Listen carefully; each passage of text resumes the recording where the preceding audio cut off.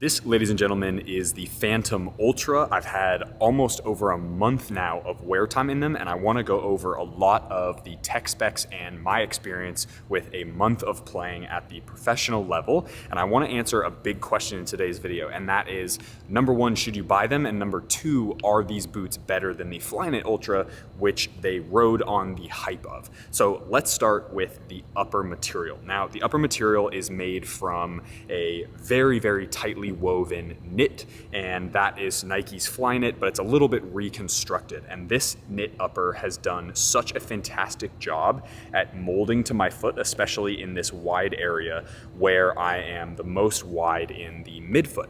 And I would say that overall, the comfort is absolutely incredible. There is no hot spots. I didn't once feel like I was trying to break in a boot. I basically just slipped in them and it was almost perfect right out of the box. I would say it's about a quarter step down from Venom Phantom 3 as far as the shape of the boot goes. It runs a little tiny bit long, and that's one thing that was sort of a disappointment for me because I did think these were gonna be on the shape as they are on the last, which we'll talk about in a minute.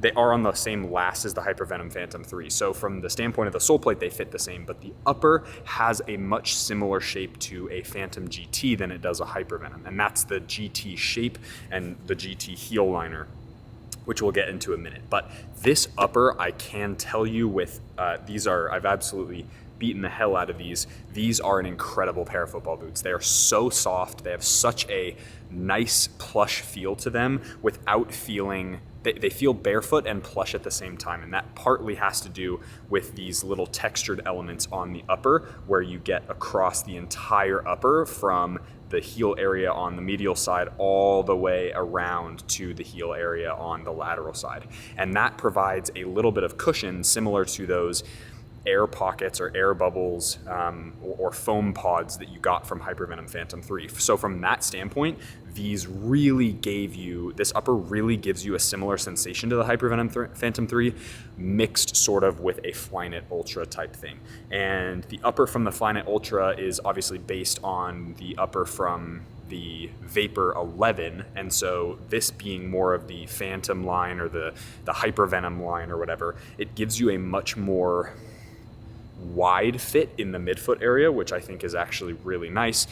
I almost think that if you have wide enough feet, you might not want to actually get these because they might be a little too wide for you. And so for me, as somebody who is a wide-fitted player and struggles to get into most shoes, having a boot that basically had zero break-in time that also has just an incredible touch on the ball as well is so good. So this upper combined with the reconstructed Flyknit material that has made sort of the Ultra name really popular, plus the grip elements that do such a nice job of being able to give you a little bit of texturing on the ball, especially when it's wet outside and especially when you want a little bit of that swerve kind of action that you're going for.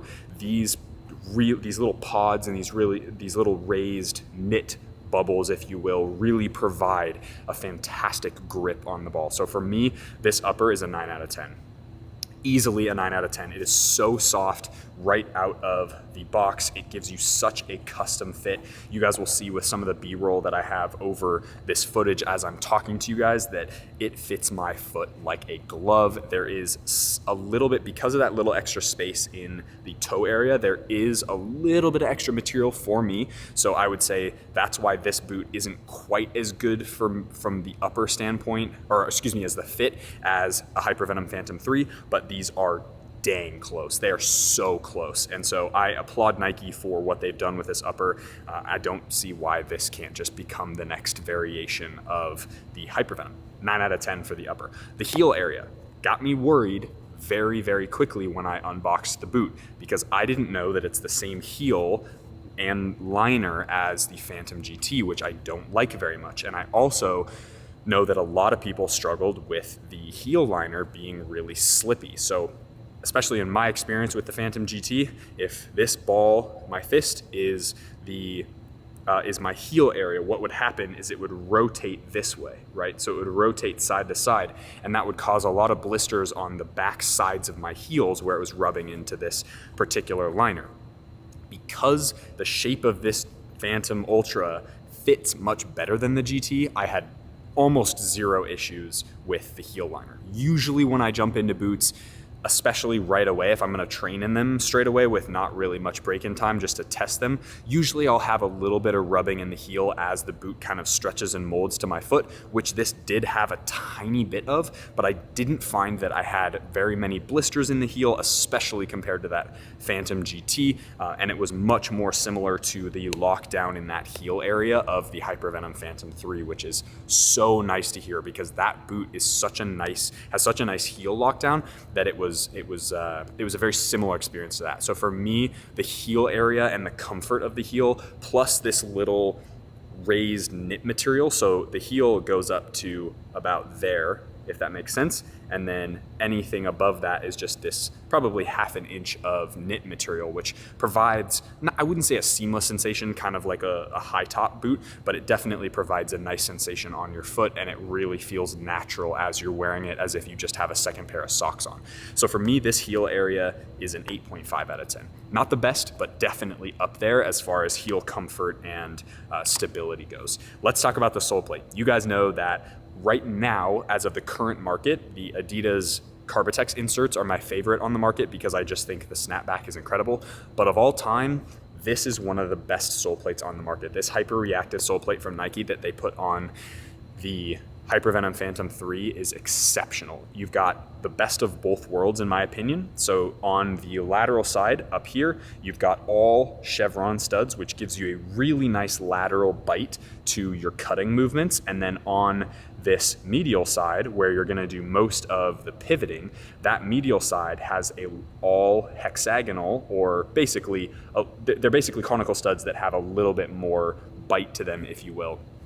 And the combination of those two things provides for an exceptional experience underfoot, and the shape of the sole plate, the length of the sole plate is very, very nice. There's a decent amount of snapback to it. Obviously, it's nothing like a Carbitex insert, but for me, this is a 9 out of 10 sole plate. I love this sole plate. You guys know it's the same one on my favorite boot of all time, so it's really hard for me to knock, especially after a month of wear. And as you can see, it still is a little bit shiny. Hopefully this camera picks it up, but all of that chrome, that beautiful multicolored orange chrome, has actually worn off as you got the warning from the unboxing video. Obviously it said all the brands now for liability issues have to basically say the chrome will wear off, it's not going to affect the performance, and it hasn't, because this sole plate is fantastic all around. I actually just finished up a training session as of the filming of this video, and I was wearing my Hypervenom 3s, and I love this sole plate. It is so good, it's so well-rounded,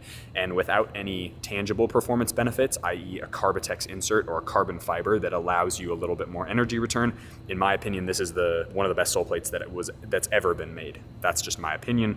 I love this sole plate, so 9 out of 10 for me on the sole plate and as far as performance. Let's talk about lockdown now. So we're gonna talk about laces and lockdown kind of in the same question. You've got a central lacing system here, which is very similar to the Flyknit Ultra. That 1 month review will be coming out probably quite a bit ways after this, but central lacing system allows for a really nice break-in period of time where this whole area has the ability to stretch. And as you can see, this part of the boot right here in that lateral side really has stretched to my foot, and that's thanks to the lacing system. Now, the lacing system also goes deep enough into the boot, actually quite a bit. It's almost on the top of the knuckles of your feet right here, and it goes high enough to where you really get the ability to customize your lockdown and customize your fit, which for me is a really big deal as a wide-footed player.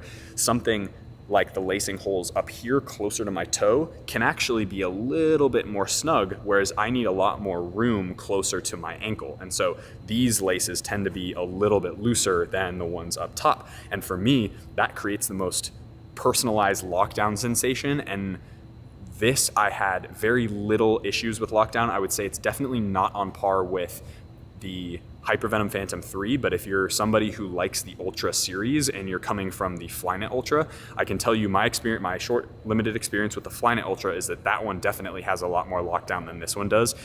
just because of the shape of the boot. It might also be because of the sizing of the shoe, because it does run like an eighth of a size long for me. It may not for you, it may be perfect for you, but for me it runs about an eighth of a size long. So there is a tiny bit of slippage inside the boot, but I really don't notice it that much. So as far as lockdown goes, I would say it's really exceptional for what it is. And this upper does such a nice job of stretching and molding to your foot while also not overstretching and becoming too loose and gross around your foot. So for me, that's a really tough balance for brands to kind of, you have to be soft enough to break in, but not soft enough or not too soft so that eventually the upper just kind of falls apart. And a lot of traditional leather boots had that issue, right? Super soft, easy to break in, beautiful, buttery feeling, but then eventually they'd get to the point where you'd have to double sock in them because they were too big and too overstretched.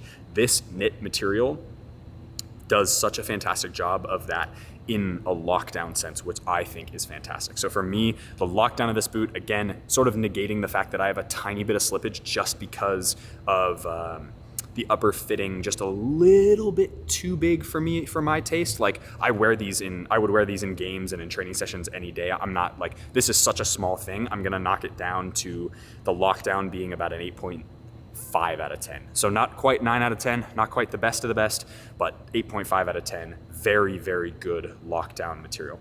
As far as sizing goes, I went with my usual size 9 US, and in my review video, I did a comparison side by side with the length of the boot being the same as the Hypervenom Phantom 3.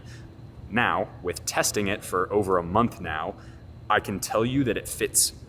Either there's more material on the upper area or it fits just a little bit longer than the Hypervenom Phantom 3. I find that the Hypervenom Phantom, my toes come straight up to the end of that boot, and so I never have issues with any of the break-in time because my toes literally are right at the end. But with these ones, I find that I have just the smallest amount of space. And so if you're somebody who has, if you're somebody, frankly, who has thinner feet, I wouldn't recommend going with these ones at all. I would recommend going with a different boot just because I think there's enough material in here. You're gonna find it just to be a little bit too wide, I think, and it is gonna stretch and give you a little bit too much lateral slippage going back and forth. But I will say, if you are a wide-footed player and you are looking for something that is really wide, super comfortable, but you might have to deal with like an eighth of a size. It's not anything like a GT. It's not as much as a GT or like a Puma Ultra 1.4, or sorry, not Puma Ultra, Puma Future 1.4. where there's like a proper quarter size too long for most people. These are just a little bit too long in my opinion. So that's, for me, that's my kind of only gripe. And so for me, the sizing is an 8 out of 10. I just wish it was a little bit better and a little bit more true to size, similar to the Flyknit Ultra that was based on the Flyknit Ultra and how that boot fits, Hypervenom Phantom 3, how that boot fits. They fit very nice and true to size. But again, it's kind of hard to knock a brand just because they're trying to do their best with a boot that is supposed to fit most people, right? So let's talk about overall performance. So overall performance for me is a big deal when considering shoes. So looking at both the F50 leather and the F50 Battle Pack remake Adi Zeros, you guys know that I've had a little bit of a toss-up of which one. I've gotten a lot of questions about which one is actually better. For me, that's like saying which one is better between these and Hypervenom Phantom 3.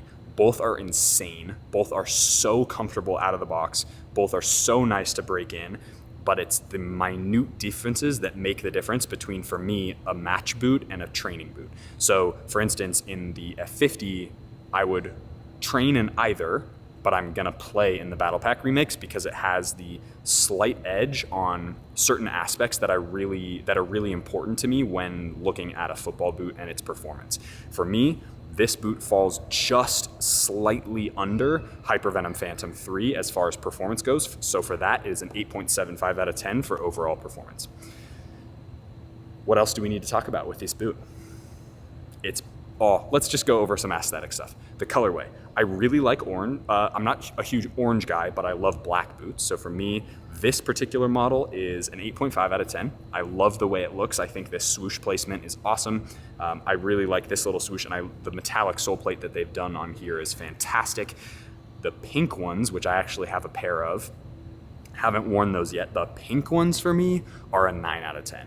Maybe even higher. So for me, the colorway of just the Silo and I would say the Flyknit Ultra Silo as well, I just think black base with some really cool accent colors is so hard to beat. So for me, the orange colorway is an 8.5 out of 10. The pink colorway is a 9 out of 10.